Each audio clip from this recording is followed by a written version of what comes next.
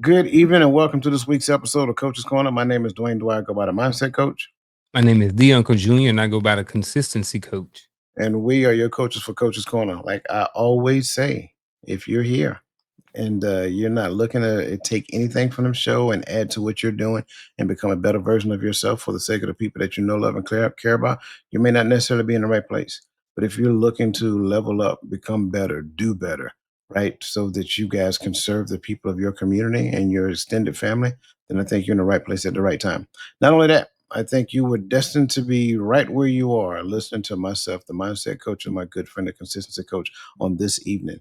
And boy, do I think we have something for you. So, that being said, let me speak to my good friend, the Uncle Junior, the consistency coach. C Square, how's everything going, brother? Everything over in C Square land is going good, man. I can say anything to start the show. I would say, if someone's asked me how I'm doing, I would say thankful. And I don't mean it just on the surface. I mean really thankful. I remember when we used to Charlotte Joy used to take us to church when we was younger, and um there was this lady and we used to pick. But as I got older, I understood it. She said, I thank the Lord, he give me a little bit, give me a little bit more. You know what I mean? And she always used to say that every Sunday night when we had testimony service. We had testimony service like an hour before service started. We were raised Pentecostal, so Mhm. that's how we was. So and and I remember one of the things that people used to always talk about in prayers was, the activities of their limbs. And as I got older, it was just like, you know what, that's really something to be thankful for. Being able to raise your hands or to high five somebody or fist bump or just to be able to move them. There's a lot of people out there struggling with arthritis, people without hands. So the ability to be able to scroll over here, use my mouth to click on some different buttons to be able to get here with you Tuesday night. You know what I mean? I'm thankful. Without my hands, without my mind, without certain things that we take for granted every single day, Yeah. what I mean? Like the ability to make a fist, so I'm just thankful for those things that I often overlook, man. And I know y'all didn't come here for all of that mushy stuff, man. But yeah, man, I'm just thankful, man. And I want to know what's going on with you too. So, first of all, there's nothing wrong with the mushy stuff, right? Yeah. And we have a lot to be thankful for. Yeah. Um, and for me, I'm pretty much the same way. Hmm. I'm good. I'm good. I have no issues, no concerns, no worries. I tend to say sometimes I don't even think I can think of a thing to worry about, even if there was something to worry about. Hmm. So that's just kind of like where I'm at. That's kind of like the space I tend to stay in. And I look forward to it progressing, moving forward from there. Because I'm sure at one point in time, I used to complain about everything. Hmm. I used to complain about people, circumstances, situations, you name it. Um, but to be able to look back and see, thank God that I'm not a complainer now. Um, if I talk about anything, it has to be objective and it has to be based upon facts. But just because it's based upon facts does not necessarily mean I buy into it. If I'm Hmm. talking to somebody else about it, it's only because the facts exist. And so that kind of keeps me in a very stable space to where I can be thankful and give thanks and appreciate people right where they are. And so yeah, that's it for me, man. And to your point, I look forward to being here every Tuesday evening, sharing in conversation with you, but not just you. As much as cool as you are, Graham, Yeah, but the folks. it's also the people in the chat. Because man, I just don't think you guys truly understand how much we value you. Like I keep saying, you are a functional part of the show. And I hope you get it at the level in which I'm saying it. Not just like, oh, he just saying that. No, no, no, no. I want you to get it at the level in which I'm saying it. Because without you, no you, there is no us. We'll just be two dudes up here, two middle-aged dudes up here just running our mouths, and that's just about it. Right. So again, I just want to thank you guys for being here with us. Every pretty much every Tuesday. And if you have not done so yet, go ahead and look in and go ahead and click on that like button and share it. If this is your first time, and I have to stress that part, if this is your first time, go ahead and look in the lower right hand corner of your screen and click on that like button, click on that subscribe button, and make sure that you share it on your social media because, again, you could be anyplace else, but we appreciate you guys being here. And we do not take that lightly. Um, so, anything else we need to discuss real quick before we get off that? No, man, just, I know this gonna be a good one, man. I just, just gonna say up front, in case we get too long-winded, make sure y'all hit the like button, the share button, and all of those other things like that, and also tap in on Friday nights, Hearts of Men podcast.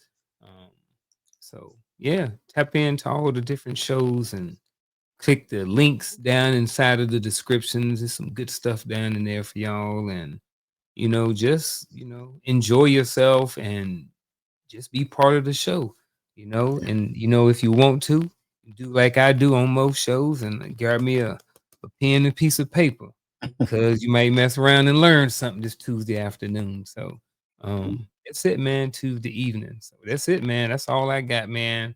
I'm ready to get this party started, man, because I positive affirmation. I'm ready to get into it, and I'm really, really, really excited to see what the chat gonna have to say about this. Yeah, So me too. Me too. definitely excited to hear what they got to say. Yeah, absolutely. Me too. So that said, man, let's just kind of get after this conversation. Have you ever stood in front of a mirror, looked at yourself in the eyes, and said something positive about yourself, only to have the inner voice immediately respond and say, "Yeah, right," or "Who are you kidding?" You're not alone. That moment of disconnect when we try to speak kindly to ourselves but feel like we're lying is exactly where millions of men and women find themselves trapped. We're told that positive thinking will change our lives, that affirmations are the key to success and happiness. So we try them. We repeat the words, we follow the formulas, and yet for many of us, something feels off. The words bounce off our minds like rubber balls against concrete. Maybe you've downloaded the apps, bought the books, or even tried standing in front of the mirror every morning, declaring yourself worthy, capable, and destined for greatness. But deep down, there's a nagging feeling that you're just going through the motions, that you're speaking a language your soul doesn't recognize. Here's what most conversations about positive affirmations miss entirely. The problem isn't with affirmations themselves, it's that we've never been taught how to have an authentic relationship with our own minds. We've been handed a solution without understanding the deeper question of why we struggle with self acceptance in the first place. So, this evening, we're going beyond the surface level mantras to motivational quotes.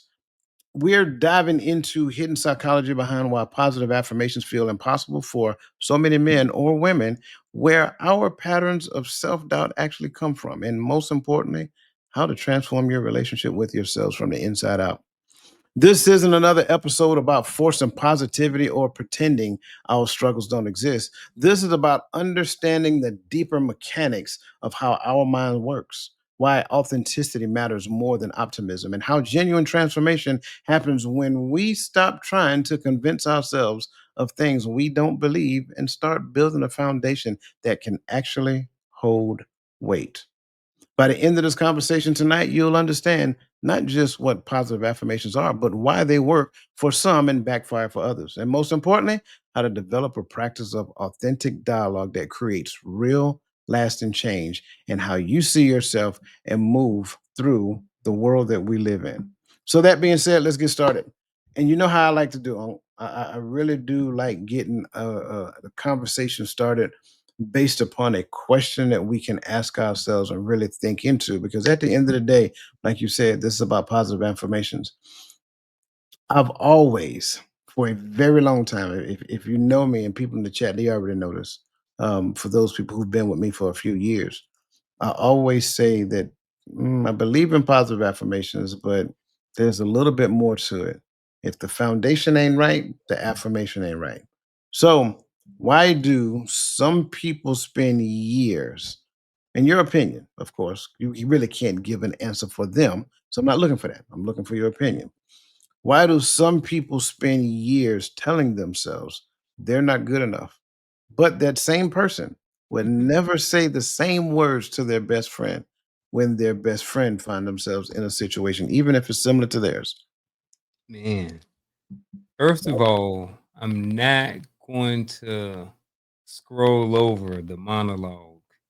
Man, if y'all hear, just hit a one if there was an outstanding monologue. The inflection, the tone of your voice, all of that stuff was freaking spot on.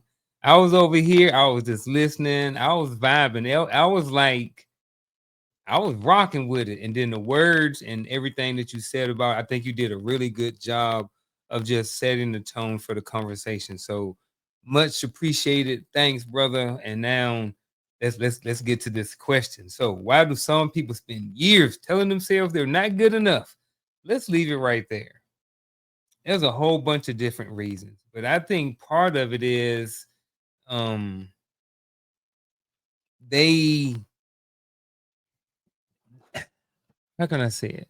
Some people have a certain impression of themselves, right? And then if I tell them, if I say something about myself, that I'm not good enough, then that's negative, and I don't want to be negative, you know. So I think some of it is people not wanting to be negative about that thing, and I think that's where sometimes the positive affirmation comes in, kind of what you was alluding to.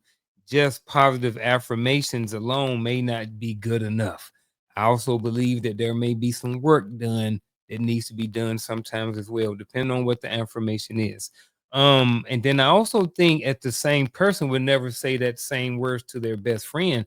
And I think that's where the empathy kicks in, and you may not want to hurt that person's feelings. You know what I mean? You be like, we could take the same situation, say for instance, both of us are um how can I say? I'm trying to think of something easy. I would say fitness, right? I would say fitness. Both of us, we may be a little bit larger than what we should be. And then now it's time that we need to start um working out. We're 49 years old, we're 40 pounds overweight. That's fine, right? And we're like, I don't know if I can do this, right? And this is what I'm telling myself. Well, I don't know if I can do it. I don't know if I'm good enough. But then my friend coach over here be like, coach, like, man, you know, um, I don't know. It's just like I don't know if I will be able to. I can now where I'm at right now, but being able to tell my friend, "Hey, you're not good enough," or "Hey, coach, like, yeah, man, I've been working out. I did 3 push-ups today, and I'm gonna work out again next week." you know, empathetically, I was like, yeah, I want to cheer him on. I'm like, yeah, coach, man, good job, bro, man. Them 3 push-ups, man. You on your way to something. And I might not be like, come on, bro. Really? You was in the army, you did 20 years, bro. And you can only do 3 push-ups? Like, you know what I mean? Because then I gotta hold him accountable. And now if I hold him accountable, how is that going to affect our relationship? So I think it's a lot of different reasons why some people don't necessarily want to have that same energy for somebody else. I said a lot, I think I may have missed the target a couple times, but kind of went around it. But that's kind of where I'm gonna sit at right now. And I'm sure you're gonna add a little bit more to it. No, this isn't about missing a target. That's why I started off Hmm. by saying, in your opinion, right? Because these are just, our best perceptions of why. And in some cases, we were this person, Hmm. in different situations, whatever. And I'm not going to make it sound as though that we couldn't have been. I know at one point in time I was, right? Hmm. I've said before, when I was younger, I had low self-esteem, but I had friends and I would be the one trying to cheer them on. I wanted to cheer myself on. It's just that I just didn't believe in the same cheers that I gave to them. So then the question that I ask is, were those cheers that I had for them, were they authentic? Because if I don't believe it, but I'm cheering you on, right? So going and doing the exact same thing that you did, like, why do some people spend years telling themselves they're not good enough? Because in their mind, they can't define enough. Mm. That's where I would start at. First of all, they can't define enough. So when I'm looking at what you're doing, and I'm like, I'm super awestruck because of the awesomeness of Garfield Martin, and then I look at what I'm doing, and then I start doing a comparison thing. Well, to me, that now becomes my measure of enough. You become the measure of enough because I'm measuring me against you.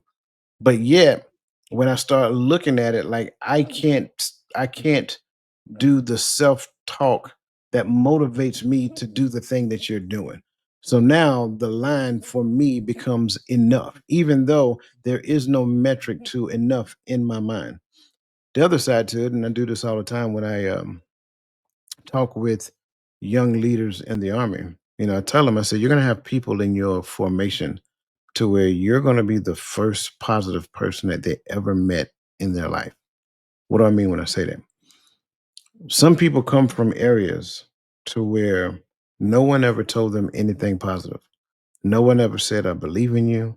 No one ever said that, you know what? I see greatness in you. Like you can accomplish anything you set your mind to. Like you got young men and women 18, 19 years old, first time away from home, first time outside of their environment, and all they see is doom, gloom, and destruction. And then they come here and then they get up under Lieutenant Martin and then they see a positive black man as a lieutenant. And I'm just using that as an example, not saying that Mhm. that's the limitations of it. Right? He could have been a positive white man. It could have been a positive brown man. It doesn't really matter the complexion. It just matters the mentality, the mindset. And so when they hear you speak that positivity in them, it's like, wow, like this is different. I've never experienced this before. So I believe part of that not good enough also comes from the absence of someone telling you in your earlier years what they see in you as far as potential. Now, on the flip side, because I've always said it, every person is made up of three different people, right? You got the mirror, you got the core, you got the mirror, and then you got the person that they're striving to be, right? The person that they're striving to be might be the person that they're trying to connect with, but they feel like they're not good enough to achieve that person. Mm. The core is who they are, which reminds them constantly of their upbringing, so forth and so on. But then they got, you know, the mirror. And the mirror is the person that they feel that they need to be in their environment. And so, according to that friend that's about to tackle this monumental task of awesomeness and great and wonderful things, they believe that that environment is requiring them to be a cheerleader for the friend. And so they do that the best way that they know how. But then by that same token, they don't really believe it again because again, going back through all of that from their past and things of that nature, they never had anybody do it for them. So how can I cheer for somebody else? So I think all of that, even though I don't think that that's the 100% answer, Mhm. include everything that you said, whatever I said, whatever everybody in the comments said Yeah. already, right? All of that, because I think all of that is part of the puzzle. Because Mhm. when we look at people, when we look at humanity, when we look at human nature, it is one of the most pleasantly mysterious things that we'll ever encounter. Mhm. That was a strange place to drop the mic, wasn't it? Yeah, 'cause I thought you I'm like, "Is he keep No, going?" I'm just like, no, "Okay." I think I'm gonna leave it right there because I think because if we think about it, everything about human behavior is theoretical. Mhm. Everything about human behavior. That's why I love it when people start talking about certain aspects of certain things. I'm like, but where do Mhm. you get that? Where do you get that from? Well, the Well, only way that absolutes. well, they talk in terms of absolute, but Mm. they talk in terms of absolute hope. Mm. That's it. They just have absolute hope. But if they really stop and think about what they're saying, you should only have absolute hope in one thing and one thing only. But your absolute hope is based upon the combination of multiple theories. So if you take the combination of multiple theories and come up with a theoretical hopeful outcome, then you're moving the needle so far away from reality that you really didn't even realize the only thing you did is took the exact same thing that already exists and you're talking about maturity, but you're going to give it another name. And then people will buy into it because they don't know no better. Mm.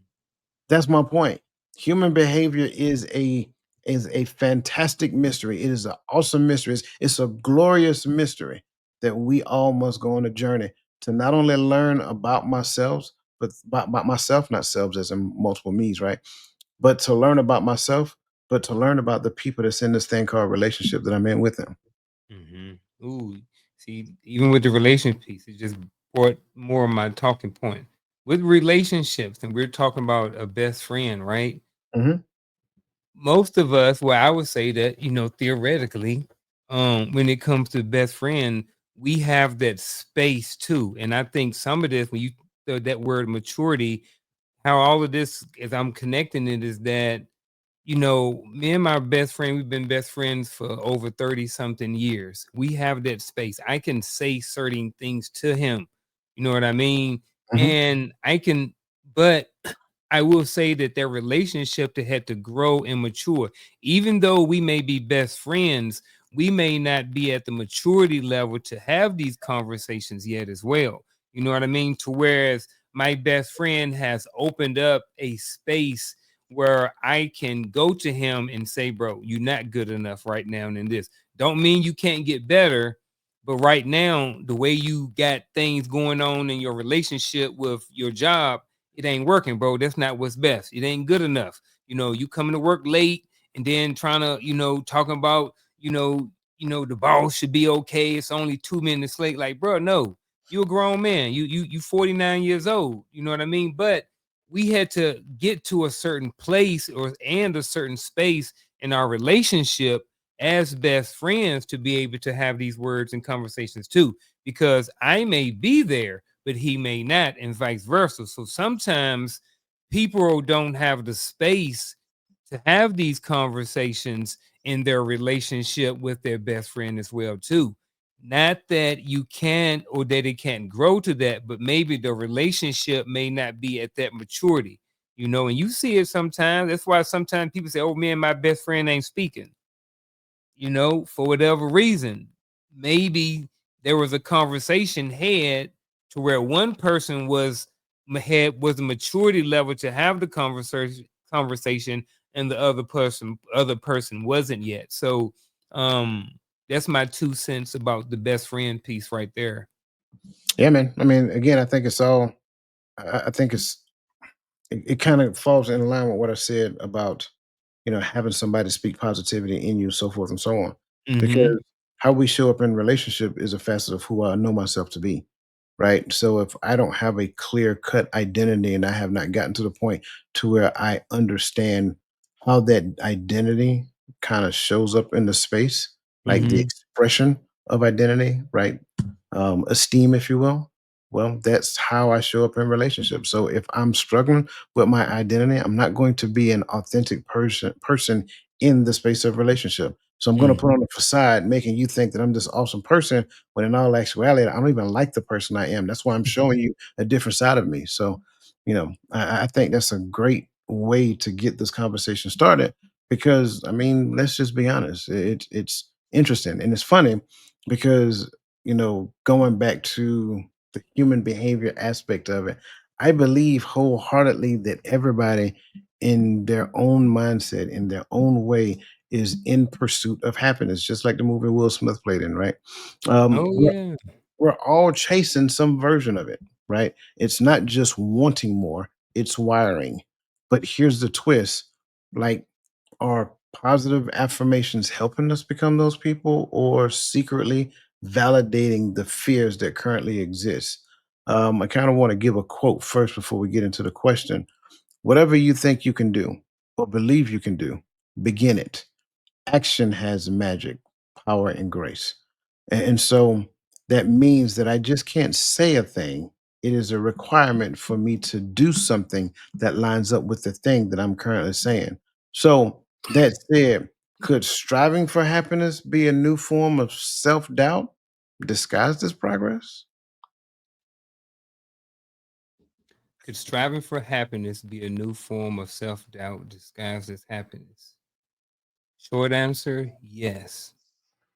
Here's why. I think when you're striving for happiness, I think if you're not happy and you're in a slump or you're sad or you're going through, one of those ebbs and flows of life or stuff like this, I think that you can think that you're not good enough, and you can miss that downfall, or that sadness, or that whatever emotion you're going through at that time is just part of the progress, was just part of the journey, but when you're fixed on being happy all the time, then you don't see that the down again is part of the journey. So then you have self-doubt and you say, well, you know what? I'm not good enough because, I'm training for this marathon. I'm supposed to be at X amount of, I'm supposed to be at this pace for this distance, and I'm not there anymore. You know what I'm saying? So now the self-doubt kicks in. You think you're not good enough, but hey, this is just part of the process. Your body's getting used to running this many miles, this amount of time, and yada, yada, yada. So, whereas you're not going to have that constant happiness after, or feeling of achievement after every single race, because you're just focused on the feeling after, I mean, not every race, but every single workout. So now you just focus on uh, just feeling a certain way after the workout. But I think also, um, I lost my train of thought with this. I was trying to oh, let me go back to my notes. You kind of get into that cycle again, man, of just measuring yourself against those highs and lows, or just the highs, and not taking in consideration that it's part of the lows is part of all of this. So um let me pause right there. I'm gonna come back to it though. I Okay. think I was about three-quarters of the way through my thought. Nope, you're good. Mhm. Um, as I read this question, I'm reminded of, and it may have absolutely nothing to do with this question, Mhm. and it may at the same time have everything to do with it. As I read this question, I'm reminded of a time when I was in the army. We were in the field, and it was cold, bro. It was cold Mhm. out there, and the private said, "Hey, Sergeant," because they never say the whole word sergeant, right? Hey, Mhm. Sergeant. Hey, Sergeant. What, private? I'm cold. I'm cold too, private. I said, but I tell you what, if you focus your attention on doing your job, I bet you won't even realize how cold you are. Mhm. Now, that held to be true in that situation. And that soldier continued to do his job, and he never told me he was cold anymore. 'Cause I don't think he believed I was willing to accept it. Mhm. Well, if I'm striving for happiness, at what level do I achieve happiness? I'm that person when I hear people say certain things. Well, I just want you to be happy, or I just want to be happy. My next statement or thought is define it. Mhm. What is happiness? I'm not talking about the textbook definition of happiness, right? I'm talking about to you, what is happiness? Mm. Yep. In most cases, the person who says, I just want you to be happy, or I just want to be happy, they can't define it. Or they define it based upon what somebody else does for them. Mhm. When you put a person in a mental cycle like that, then they stop and they're like, okay, so is happiness the pursuit? No, because if happiness is the pursuit, and number one, you can't define it, or you achieve it for a short period of time, like if everybody's seen the movie The Wolf of Wall Street, like they achieved the level of happy according to what the movie was showing. And then they went from here to down here, right? Kind of goes back to the ebbs and flows that you were just talking about. But if I can't define it, or if I believe that it is a constant state, a plateau in which I go to reside, then I might be missing the mark. Mhm. See, striving for happiness might be the problem because the only reason I'm striving for happiness is because inside I don't believe I'm happy. So why don't I work inside out first? Why don't I change the narrative? Why don't I do some self-work to become the happy person that is striving for something? So whether win, lose, or draw, achieve, fell short, whatever, I'm still happy in the journey because regardless of where I end up, it's not the same place where I started from. So even if I fail, I learned a lesson in the failure that would actually now elevate me the next time I try to a higher level of success. It may not be the success I wanted in the beginning, but that doesn't matter. Stop going back to the starting point after you get started. You create a new starting point now. So now, if I am moving forward and I don't necessarily meet the mark, this is my new starting point, not here. And a lot of times, what we do is we mentally come back here and we be like, "Man, I missed the mark." Well, why did you go back when you were so much closer when you was up here? Stay up there, be happy here, and keep shooting. Got a question. Sure. Got everything you said. When it comes to, you talked about striving for happiness and a lot of people not being able to define it. If someone is able to define what happiness is happiness achievable? Again, you have to look at what they're defining. Are they Mhm. defining happiness or are they defining a state in which they want to be, which be in which they believe will make them happy? If the answer is B, once they get to that state and they stay there for longer than 5 minutes, happiness will start to fade away because happiness was never within them once they achieve that state. Nothing outside of you is going to make you happy. Mhm. Happiness must come from inside. Once you recognize that, then I'll stop putting it on you when saying that it's your job to make me happy, or it's my supervisor's job to make me happy, or it's the government's job to make me happy. No, no one has that responsibility but you. Now, when I own that responsibility, where does happiness come from? Is it found in the thing? No, no one has that responsibility but you. But what if I achieve the status? No, no one. You see, the answer is still the same. Mhm. So even if you can define it, you'll find that in your definition lies a flaw. And if you give me about 30 to 45 minutes of very focused conversation, we'll find that flaw. I guarantee Mhm. I like that answer. I like it a lot. it. I did, because I thought the answer was going to be different, and shame on me for trying to assume a certain thing. Um, I like that answer though. Yeah, man, I like it. But I think, yeah, kind of keep going back to internal. Even as I'm playing around with this in my mind right now, and I'm just like, yeah, man. Once I move to the next state in a couple of years, and I get off this plantation, and I ain't working for nobody anymore, and I get my land, and I get my chickens and stuff like this, I'm just like, man, it's gonna be life. Really gonna be lit. I'm really gonna be happy. But all of that stuff, like you to your point, is all external stuff. The house, the chickens, the move, all of that stuff. So now I'm trying to go back to trying to make it more internal. You know what I'm saying? And Let's, it's let's do this. Do you remember when you yeah, first bought that house? yep. Were you happy?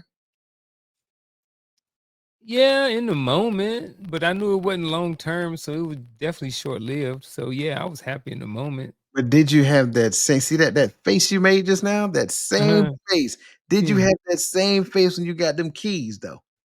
You No, see what I I'm was saying? happy when I got them keys. Exactly. That's the point that Yeah. I'm making. Like, you're literally proving my point in real time. Like, Mhm. I don't care who you are. If you buy a brand new house or a brand new car, you are Mhm. happy when you get them keys. But Mhm. once you settle into it, it's like it's just another house now. Yep, In fact, if I buy another house, I'll be happy again for the moment for the because moment. that house can't make you happy. That car can't make you happy. It's a virtual impossibility. And that's one of the issues that we had, especially in our younger state, because they're like, "Oh, if I make this amount of money, I'll be happy. Life will be great." And then when you make it, be like, "Well, I'm here. Now what?" Mhm. Exactly. And that's man, I could stay here, just here for like the Yeah. next 30 minutes because Uh-huh. I'm telling you, this is one of the biggest issues with positive affirmations. Mhm. We will project in the atmosphere what we believe our positive affirmation is, but I don't have the thing in me that believes this thing that I'm saying. I'm saying it more so for the people who are hearing it than I'm Mhm. saying for me. And I'm not putting you on Front Street Yep. because everybody, I don't care who you Mhm. are, I don't care who you are listening, it's in you too. Everybody has it. Why? Because it's this big kid in you that's itching to get out. It can get out. It just has to get out the right way. It can't be in the stuff. It can't be in the other person. None of that stuff would be true. Because the Mhm. minute that I do that, that person will have a shelf life. That stuff will. If you heard what I just said, I just told y'all something serious about your relationships. That person will have a shelf life because you Oh. place happiness around their neck, and now it was their Mhm. responsibility to make you happy, and they can't do it, and they kept failing, and then you started complaining about who they are and how they're showing up. Wait a minute. They've been that person, they've been that same person from day one, but you had them beer goggles on, you couldn't see it because you was expecting them to make you happy. I'm telling you, it doesn't change. It Mhm. doesn't change from whatever platform to the other you go to. And that's why I say we look at, and we said this before, we tend to look at the highlight reels of other people's lives, thinking, "Oh my Yep. god, man, Garfield is so happy. Like, look at what he and Shell doing on Instagram, man. That looks fun. Like that. I want to do that." But you don't know what took place in between this picture over here and this picture over here. Like so many things happened in between here that you didn't get the glimpse of. And so we get caught up in, what social media is showing us and what Instagram and all that other great stuff because we're looking at the best versions of other people's lives. So we got to get to the point that we cut the hype. Like, are affirmations rooted in magical thinking? Or is it like mental rep training? Interesting. Ooh. But I do believe, though, I do believe that affirmations are what I tend to call present tense reminders of who we want to be. But here's the fact: for some, this feels more like a lie more than motivation.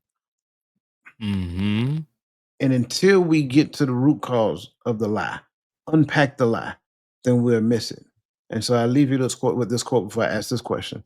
Affirmations are not magic words, but they do reshape what your mind believe is possible. So if all of that is true, man, we're gonna get bogged down. I know it. Mm. If you feel awkward, not necessarily Garfield, just in Mhm. general, let's look at you as a general term. If you feel awkward about affirmations, what limiting beliefs are you really grappling with? Mm. Feel awkward about affirmation. What limiting belief or beliefs are you grappling with? Um, I know one limiting belief is that people believe that if they speak about it, if they put it in the atmosphere, what happens if it don't come about? Because I'm gonna tell you, I did one last year, and I know it ain't gonna come about. It might. I Okay. said last year that in 2025 I was gonna write my book. But all that was an affirmation while we were having a show. And I was in the moment. And at the moment, I thought that in 2025, I was going to write my book. However, comma, that affirmation wasn't attached to anything else. It was just, ooh, there's a thought. Let me grab it. Let me speak this thing into its existence, Mhm. and then it's gonna happen. Bruh, I started the book and I got outline. I got a lot of stuff done on it, but it ain't finished. And it more than likely it ain't going to be finished. You know what I'm saying? And so I think that's one of those affirmations that people do. If you feel awkward about something like if you feel awkward about affirmations, what limited belief are you really grappling with? And you may just be grappling with the fact that you don't believe that what you're saying is actually going to come to fruition. So that's Mhm. kind of my limiting belief, right? That's where I want to start with. I like what you just did. Mhm. Right. I like what you just did because you told me about an affirmation that you made last Mhm. year, last year for 2025. Yep. And then in the midst of telling me about the affirmation that you made last year for 2025, You then just now said that Mhm, it ain't gonna get done, mhm, and 2025 ain't over with yet. mm-mm, Right? So, I mean, I got it. I mhm. understand. But I'm just saying, part of the reality of that is recognizing that 2025 ain't over with yet. There's Yeah, still 3 solid whole months left yeah, to where that part too. if you dug in, you Mhm, can finish that book by 2025. yeah, Because, I mean, that's just my thoughts. Now, mhm. to this, I Y'all think, missed man, that. I don't even know if y'all missed that. That was I coach. hope that You see what he did? You see what he did? I I hope they got you. didn't I miss see what you did. I ain't even mad at it though. right. But I Make but it note to self. Be petty and get coach back. All right. no, not being I'm petty, picking. No, I right, right, accept it. but I take that. no, but that's the thing. I'm not being Uh-huh. petty, right? I'm actually being hopeful in the Yes. direction of the affirmation that you made, that Mhm. you actually just stuck up under the rug just now and say, "Yeah, I made it, but I ain't gonna do it." No, man, why? Yeah. You still got 3 whole months. Just get to Uh-huh. writing. Just get to Yeah. banging away at the keyboard and watch what happens, right? Let the magic happen. Um, I think when we look at this question, if you feel awkward about affirmations, what limiting beliefs are you really grappling with? I think the first one is that I'm not the person that will be able to accomplish that affirmation. I think that's a real thing. Sometimes when we make Mhm. affirmations, because I really do believe sometimes we make affirmations based upon the company that we're around, as opposed to where I want to be. And here's the thing about it: that's not bad. That's not a bad thing because it's this thing that challenges me to be able to do something that I myself on my own probably would have never initiated in the first place. Like you got to let that part sink in because again, me making an affirmation around people that challenge me, that's a good thing. Now, all I have to do is put forth the activity that lines up with the affirmation for the affirmation now to be an authentic version of me. It's not that the affirmation, and this is the thing I think we miss a lot of times, right? It's not that the affirmation is 100% who you are. No, it's who you're trying to be, it's who you want to be. And so the thing that I must do is after the affirmation comes out of my mouth, put some action behind it. Put some activity behind it. Be consistent with the activity that I put behind it. Why? Because now I can actually get to the point of accomplishing that affirmation. And sometimes I think we get too much in our head after the affirmation comes out to where we never do anything whatsoever. The best part about what I heard you said is that I started writing. Right? So it's not that you don't believe that you're the person who can actually do it. You Mhm. probably just had so many other things going on and you never got around to it. I'm Mhm. again, when you said it, I pulled mine up and I'm looking at it right now. Yeah. All 100 and however many pages of it. I am literally I'm literally at the door of Mhm. being finished. Right. And I'm Mhm. only saying that not to brag, but as motivation because I think we both made the same affirmation right around the same time. Mhm. Right. So I think that's the thing. What are the limiting beliefs that I grapple with?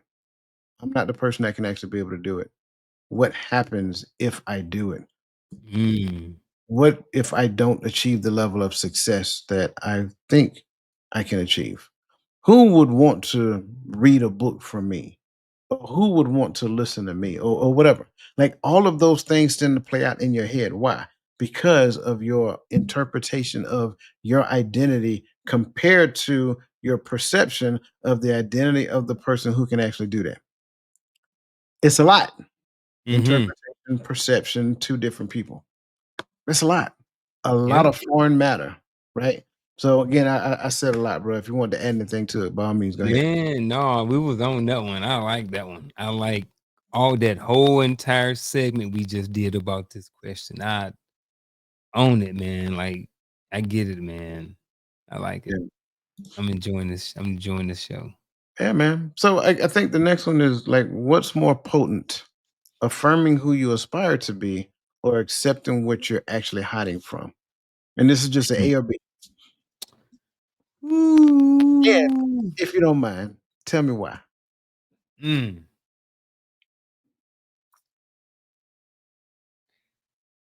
So the easy answer for me is to say both. And it depends on what stage of life you're at. Okay. You know, um I think when you're young and you're 19 and someone says, "Hey man, young man, you're gonna be a preacher or you're gonna go out and you're gonna do great things." You like, man, you mean to tell me I'm gonna be here? I ain't trying to hear none of that mess.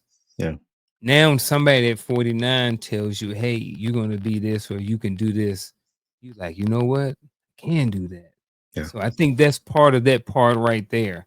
As far as the level of maturity and where we are and what stage of life we're at, and then we affirming who you aspire to be, kind of the same thing with that. Where are you at in life? But if I had to pick one, the more potent one is what you're hiding from. I think mm, for me is, accepting what you're hiding from because, with ego and shame, those things would come, being exposed or, going down a certain alley or, just hiding from certain things. I think all of those things can sometimes rear its ugly head, and that's why sometimes you're hiding from these things. And that's why sometimes you don't want to be exposed, So I think, accepting what you're really hiding from. But I also think it's more potent. But I also think that that breakthrough from that is can be super great too. Because when you decide that, hey, I'm no longer hiding from this, you know what? I do have this going on in my life, or this, I do accept this flaw in my life, but that doesn't define who I am. And what I'm going to do is I'm going to fix it. I'm going to figure out how to get over it, and then I'm going to move forward with my life. So, again, um, what's more important, affirming who you are to be or accepting what you're actually hiding from. For me right now, I'm leaning towards the second one, accepting what you're actually hiding from. But I see I see the other one too.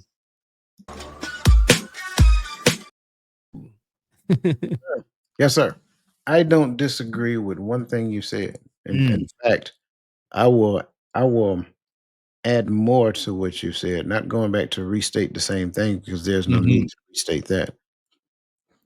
If I do not accept what I'm actually hiding from, then me affirming who I aspire to be, I may even become somewhat successful with affirming who I aspire to be and start progressing along that path.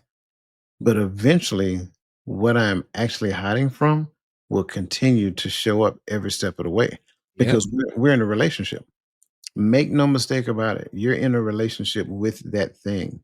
And so, why is it important to accept what you're actually hiding from?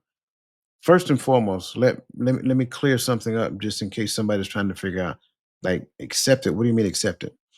Accepting it is not saying that, oh, well, come on, let's go, little buddy. No, that's not what we're saying. I think we compartmentalize a lot of things in our lives that we don't necessarily want to contend with. And so what we do is we try to put it on the shelf and leave it on the shelf and think we can move on with our life until something happens that puts you right back into the situation to where you have to decode that thing that's on the shelf so that you can recall what you did when that thing happened as well. So moving forward, and I'm just making it as simple as I can possibly make it. If I at one point in time was addicted to drugs and I got over drugs, but I didn't go to, the clinic to actually go through the process of getting over drugs, right? I had some people who cared a lot about me and they just kept me away from drugs, which just simply means I now have created space between me and drugs. I have not yet been delivered from it. Two totally different things. So when I get to the point of aspiring, affirming who I aspire to be, and I start marching in that direction, I'm starting to get these successes and things of that nature. And next thing I know, I'm in a room with a whole bunch of dudes, and next thing you know, somebody pulls out some drugs. What do you think is going to happen? Because I'm more attached to the perception of them that they have on me about being in this room because I'm trying to get somewhere and this is part of it. So now I am more susceptible to the drugs in this environment because I never actually dealt with the thing that I was hiding from, which in essence was those drugs. Very simple example. Now, I made that as I made that as simple as I possibly could be because drugs can be replaced with anything. That's Mhm. anything. Right? But drugs is easy to process when it's talking about this. If you don't get to the point of accepting what you're actually hiding from and deal with that thing at such a degree to where you do not have to hide from it again, I promise you that relationship that you guys have right now, it will show up at a later point in time. And when it show up, it's going to be at the least opportune moment. And that's probably one of the reasons why you see people on TV all the time being embarrassed because this happened and that happened and that happened because they never got to the point of actually accepting the thing that they're hiding from. Mm. Yep. I'm I'm thinking back over my life about things that I struggled with for a long time, hunting, Mhm. back in the day. And man, you like, man, I'm good. You like, man, you go to church for a couple of weeks or so like this for a couple of months. You know what I mean? You get tapped in, you're back into you reading your word and all this other stuff. And you like, man, I'm good over here. You know what I mean? I ain't talk to nobody. Hmm. I ain't even talk to God about it. I'm just like, I'm good over here. And all of a sudden, it just walked by that line, that gazelle walked by. You like, darn it. I'm just saying, if we out there hunting, and you like, Right. darn it, man. Thought you was delivered. But the reality of it was you never really was delivered because, like you said, you just created space. You never really Mhm. dealt with the issue. You just been hiding behind it, and Yeah. like I said, I remember, I can see that in a couple of other areas of my life too, is where I was, hiding from some things. But it's a lot more life is a lot better when you actually do start dealing with those things and then Sure. go through the process of being in recovery from those things because when you've been hunting for 20, 30 years, it's you know what I mean, you've been that's a long time, Yeah. and takes um it takes a shift in your mindset to get to a different place into your life to where you realize that that's no longer acceptable. And even though it's not acceptable, now you start putting the application behind it's no longer acceptable. It's not just something that you say. It's not just words I wake up and say, hey, today I'm gonna be good. Today Yeah. I'm not gonna go hunting. You know what I'm saying? It's like, no, what information are you learning to learn how to change your mindset so you're no longer have the mindset to even want to be out there doing those things? So I don't know why I went down that road, but No, somebody you're good. crazy. You're good. And I'm smiling. I'm smiling because I had an analogy based Mm, upon what you just said. mhm, When you go outside in the evening time and mosquitoes be hovering around you trying to bite you, it's mhm, the mosquitoes are attracted to to the blood. mhm. I say it again, the mosquitoes are attracted to the blood. It ain't got nothing to do with the color of your skin. I know that's what people like to say, right? But this Your mosquito smell. right, the mosquitoes are attracted to the blood. Sometimes we'll put mosquito repellent on thinking we're delivered from the thing, not even realizing that no, the mosquito repellent is actually repelling, but the blood is still there. Mhm. Now, if you heard what I just said, you heard what I just said. Some people Mm, think, like you just said, some people think that they have been delivered from the thing, but the only mhm. thing they have is a repellent of the thing, Yep. right? Okay, I'll make it make sense. Okay, let me speak plain language then. Going back to the exact same analogy you just used, right? If Marriage I'm, don't stop the hunt. huh? I would say marriage don't stop the hunt. Marriage don't listen, man. That's what I was getting at. Like I hate to say it. It Mhm, marriage doesn't kill the hunter. It just repels the prey.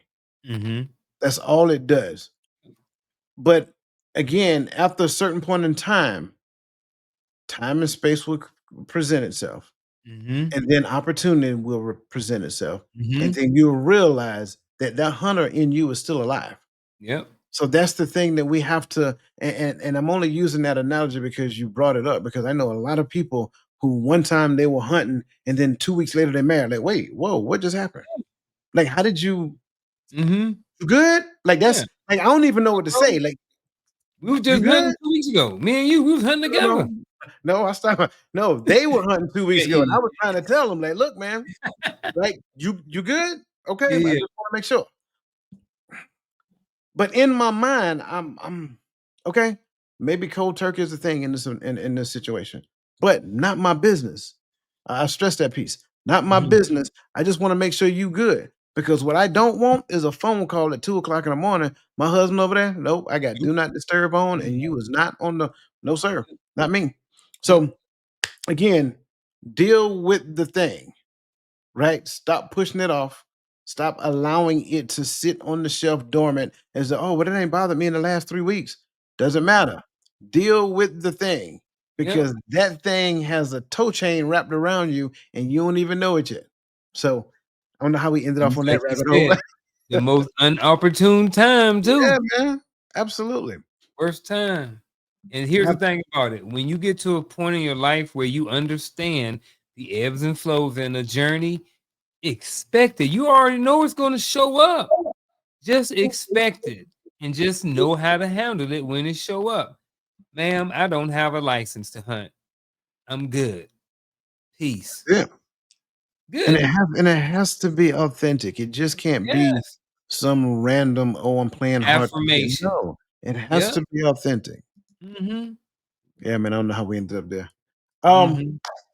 'Cause all you gotta do is say, "Well, I'll sign off. You don't need no license to hunt over here." And then next thing you know, you like, "Darn it." Rebuttal. But yeah, man, don't miss them days. yeah, man. Alright, we're gonna move forward from hunting now. Yes, sir. No more hunting. Listen, the only affirmations that work are the ones your soul can stomach. I'll say it again. The only affirmations that work are the ones your soul can stomach.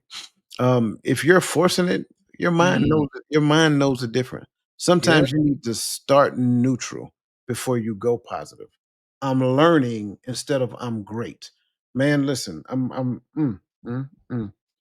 There's and it's wrong. I'm gonna say it right now before I say it. It's Uh-oh. wrong. I've heard Mm. people say, "I'm great." I'm like, "No, you're not."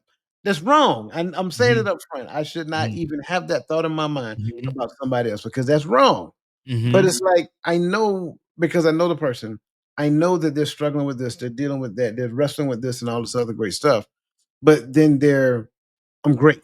No, like, sometimes you gotta be like, "I'm learning, I'm Mhm. growing, I'm getting there. I'm not there yet, but in due time." There's nothing wrong with that.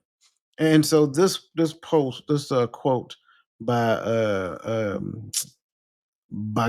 Bhagavad Gita, man is made by his belief. As he believes, so is he.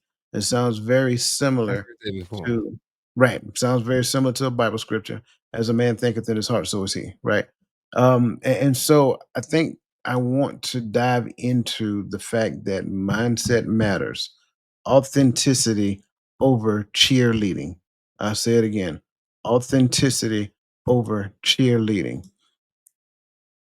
I want you, the consistency coach, to share with me and the people in The all people. the land what is meant by mindset.